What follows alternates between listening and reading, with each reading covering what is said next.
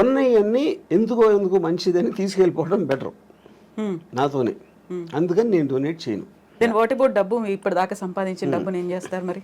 అది మీతో రాదు. No of course whatever might not have any value. నేను కూడా తీసుకెళ్ళాను కదా. అవును, తీసుకెళ్ళలేరు.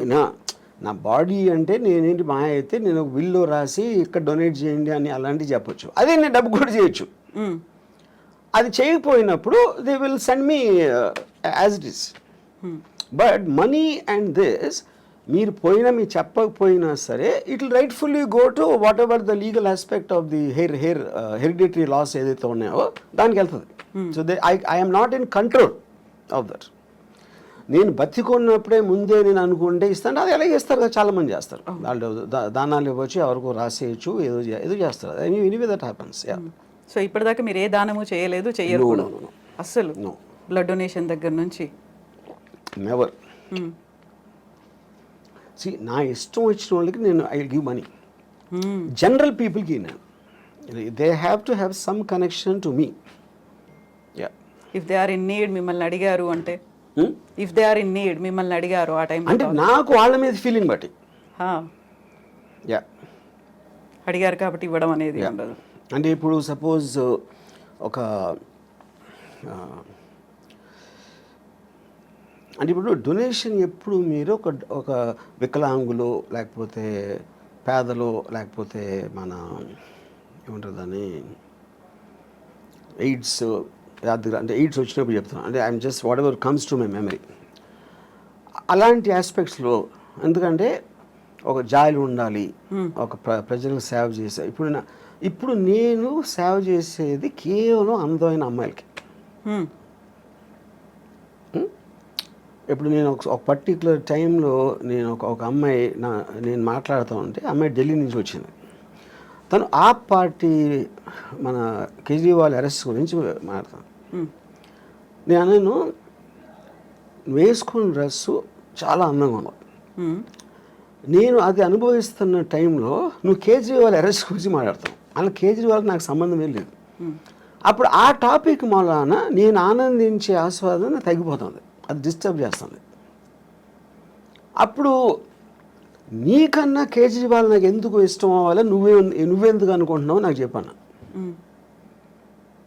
ఇప్పుడు ఇక్కడ పాయింట్ ఏంటి, షీఈస్ కన్సర్న్ అబౌట్ కేజ్రీవాల్ లేకపోతే ఢిల్లీ పబ్లిక్ ఏమవుతారు, బీజేపీ వాళ్ళు ఏదో మోసం చేస్తున్నారు, బీజేపీ వాళ్ళు కొట్టబానుతున్నారు, ఇది అది అని చెప్తే నాకు బీజేపీ సంబంధం లేదు, కేజ్రీవాల్ లేదు, ఢిల్లీ ప్రజలు కూడా లేదు, కానీ నువ్వంటే ఉంది. అప్పుడు ఎవరి మీద నాకు ఇష్టం, మీకు వికలాంగ ఇష్టం అన్నప్పుడు నాకు అందమైన అమ్మాయి ఇష్టం. I'm just trying to give an example.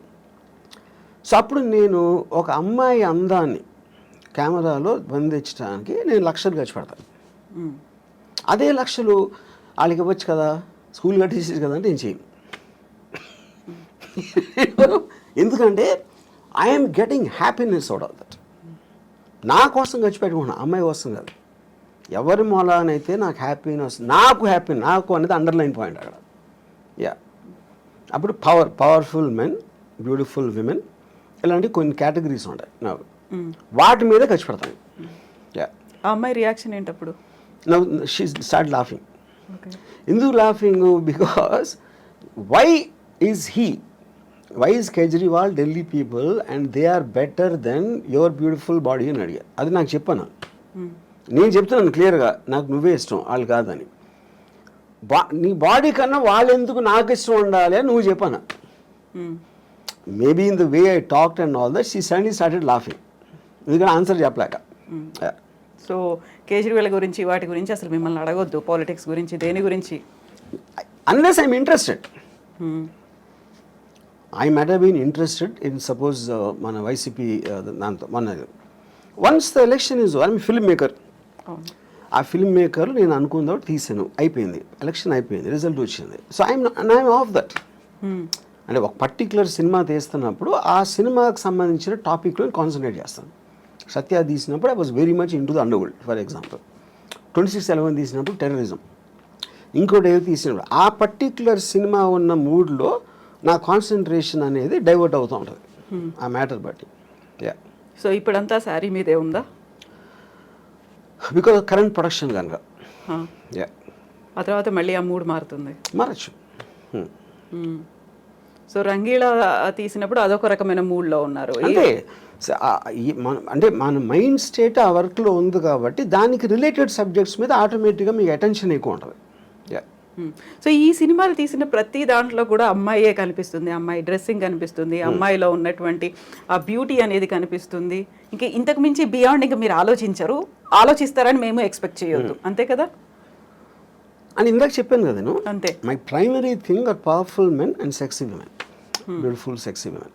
You know దానికి రిలేటెడ్ మ్యూజిక్ ఉండొచ్చు, దానికి రిలేటెడ్ ఇంకా ఏదో ఒక కాంటెక్స్ట్ ఆఫ్ సమ్ షూటింగ్ ఒక సీన్ అలాగే, but all of them are again coming back to the same thing. నేను సినిమాలోకి వచ్చింది శ్రీదేవి గారిని డైరెక్ట్గా చూడటానికి వచ్చాను, అంతేగాని మంచి సినిమా తీద్దాం, మంచి ఎంటర్టైన్మెంట్ తీద్దాం, ఫ్యామిలీ అందరూ చూడదగ్గ సినిమా అని నేను ఎప్పుడు రాలేదు. అలాంటి సినిమాలు ఏదో వచ్చి ఉంటే అది బై ప్రోడక్ట్గా వచ్చినాయి, కానీ అది నా మెయిన్ ఇష్యూ కాదు. ఫోకస్ కూడా పెట్టలేదు. నా యాక్చువల్ ఫస్ట్ ఇంటర్వ్యూలోనే నేను చెప్పాను, నాకు సినిమాల్లో నేను వచ్చింది Amitabh Bachchan's gun and Zeenat Aman's thighs అని చెప్పాను. నన్ను ఫస్ట్ సినిమాకి అట్రాక్ట్ చేసింది ఈ రెండు. సో ఇప్పుడు శ్రీదేవి, అందుకని నా బయోగ్రఫీ గన్స్ అండ్ థైస్ అని పెట్టిన పేరు. అవును. శ్రీదేవి మీద ఇష్టం, బోనీ కపూర్ ప్రొడ్యూస్ చేస్తారు, జాన్వీ కపూర్తో తీయమంటే తీస్తారా? ఎందుకు? నాకు Janhvi Kapoor I don't connect were. So Sridevi connection ఉంది కదా అక్కడ. కానీ శ్రీదేవి గారు పర్టిక్యులర్ పర్సన్, ఆవిడికి పుట్టిన బిడ్డ, కానీ ఈవిడ శ్రీదేవి కాదు కదా. నాకు today somebody might like her more than Sridevi, అది వాళ్ళ పర్సనల్ విషయం. ఇప్పుడు నేను నా జనరేషన్లో నేను కాలేజ్ టైంలో ఉన్న నా మెంటల్ స్టేట్కి ఐ కనెక్టెడ్ శ్రీదేవి గారు. సో సేమ్ థింగ్ ఇప్పుడు అవ్వచ్చు. ఇప్పుడు నాకన్నా చాలా యంగ్ ఎవరు 20s, 30s ఉన్నోళ్ళు దే మైట్ కనెక్ట్ జాన్వీ చాలా శ్రీదేవి గారు, కానీ చాలా ఎక్కువ చేయొచ్చు, అది వాళ్ళ ఇండివిజువల్. ఆ టైంలో కూడా somebody might like Jayaprada more, somebody might like somebody more, you know. అప్పుడు ఈచ్ ఇండివిజువల్కి వాళ్ళకున్న పర్సనల్ పర్స్పెక్టివ్ అనేది డిఫర్ అవుతుంది. సో శ్రీదేవి గారి మీద ఏదైనా బయోగ్రఫీ తీయాలి అంటే ఆలోచన? నో. శ్రీదేవి గురించి తీయాలంటే శ్రీదేవియే ఉండాలి అక్కడ, అంతే. పాయింట్ అది కూడా కాదు. అంటే ఇప్పుడు శ్రీదేవి గారి లైఫ్ హిస్టరీ అంటే నేను I want her to be a beautiful image in my mind. అలాగే ఉంది. బ్యూటిఫుల్ ఇమేజ్ అనేది నేను ఇష్టపడతాను, కానీ ఆవిడ వెనకాల కష్టాలు, అదేమైంది ఇదేమైంది ఏదో సూసైడ్ అంటే I don't want do that. I don't want get in to that space ఉంది. ఎందుకంటే ఒక పుట్టడానికి ప్రతి ఒక్కడికి ఒక అంటే అంటే ఇప్పుడు నా ఏజ్లో వెనక చూసుకుని ఏమేం చేశాను లైఫ్లో, ఏమనుభవించాను అని ఒకసారి చూస్తే Sridevi garu one of the big reason. అలాగే Jayasudha garu is very big reason. Bruce Lee was a big reason. Ayn Rand is a big reason. వీళ్ళందరి ఎగ్జిస్టెన్స్ మూలానే నా లైఫ్కి ఫుల్ఫిల్మెంట్ వచ్చింది. వీళ్ళని తీసేస్తే నా లైఫ్ బ్లాంక్. అసలు నేను వెనక్కి తిరిగి చూసుకుంటే కొంతమంది వ్యక్తుల్ని తీసేస్తే my life is a full blank. But so the people influence me. వాళ్ళు నాకు ఆనందం ఇచ్చారా, ఎక్సైట్మెంట్ ఇచ్చారా, మోటివేషన్ ఇచ్చారా, లేకపోతే ఒక పాత్వే చూపించారా, ఇవన్నీ కూడా వీళ్ళందరూ చేశారు. దాంట్లో she is a very important person. So ఇప్పుడు బ్యూటిఫుల్ ఉమెన్తో పాటుగా పవర్ఫుల్ మెన్ అన్నారు. పవర్ఫుల్ మెన్ అంటే ఎవరి మీద cinema? Powerful men Dawood Ibrahim అవ్వచ్చు, బాల్ ఠాక్రే అవ్వచ్చు.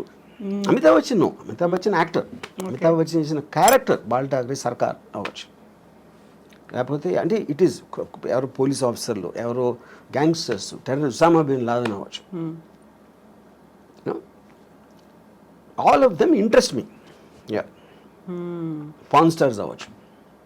ఇవన్నీ చూసాము. కిమ్ గురించి కావచ్చు, జిన్పింగ్ గురించి కావచ్చు, పుతిన్ గురించి కావచ్చు, ఇలాంటి మూవీస్ కూడా వస్తాయా? పవర్ఫుల్గా ఉన్నారు. డిపెండింగ్ ఆన్ అంటే ఆ పర్టిక్యులర్ మనిషిలో ఉన్న డ్రామా బట్టి. ఇప్పుడు జీపింగ్ సూరి నాకు పెద్ద తెలియదు, ఆయన అంటే చైనా గురించి అంత నేను ఎప్పుడు కాన్సన్ట్రేట్ చేయలేదు. Putin I know, but I feel Saddam Hussein is a great character.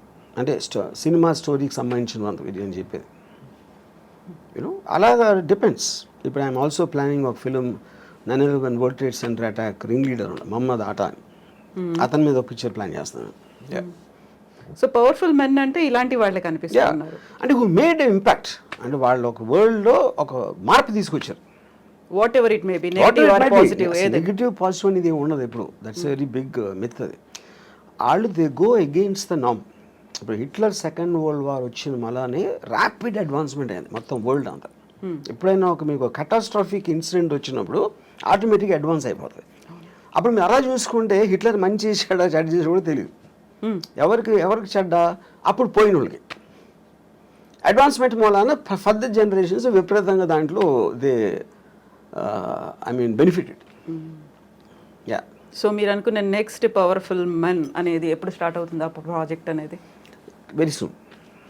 Okay, after sorry తర్వాత. ఎస్ రాము గారు, థ్యాంక్ యూ సో మచ్ అండి. మనం ఎక్కడి నుంచో ఎక్కడికో వెళ్ళిపోయాం, పెళ్ళిళ్ళ దగ్గర నుంచి మొత్తం పవర్ఫుల్ మెన్ దగ్గర కూడా వెళ్ళిపోయాము. థ్యాంక్ యూ సో మచ్ అండి.